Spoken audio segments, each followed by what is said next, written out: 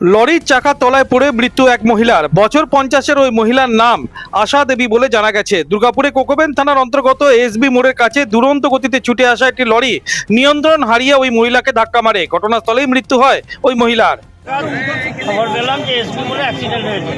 আসার পরে দেখলাম যে এক ভদ্রমহিলা এইখানে পুরো মাথার ওপর দিয়ে গাড়ি চলে গেছে, মাথার ঘিলুটা বেরিয়ে গিয়েছে। মানে একদম কষ্ট করে বোঝা যাচ্ছে যে পুরো ওখানে একটা কাজ করে, কোনো শ্রমিক হবে, কাজ করে রাস্তা বেরিয়েছিল, সেই সময় কোনো গাড়িতে ওভারটেক করে মেরেছে নাকি শুনলাম। তা পুলিশের এই মতো পরিস্থিতিতে সামনে সিগন্যাল রয়েছে আর পুলিশের তৎকালীন তাড়াতাড়ি এসে বডিটাকে তুলে নিয়ে চলে যাচ্ছে। তা আমি বলছি স্যার আগে গাড়িটাকে ধরুন, আপনাদের সিসি ক্যামেরা রয়েছে, গাড়িটাকে ধরুন। না তৎপরতা নাই, তৎপরতা হচ্ছে বডিটাকে তাড়াতাড়ি তুলে নিয়ে যাওয়ার জন্য।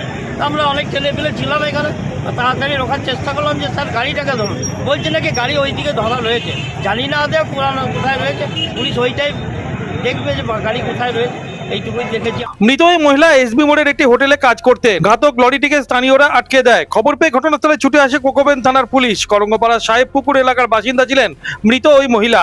পুলিশ লরির চালককে আটক করেছে। গোটা ঘটনার জেরে দুর্গাপুরে করঙ্গপাড়ার কাছে ব্যাপক উত্তেজনা ছড়িয়ে পড়ে। দুর্গাপুর থেকে অনুরাধা সেনগুপ্ত রিপোর্ট, খাঁটি খবর।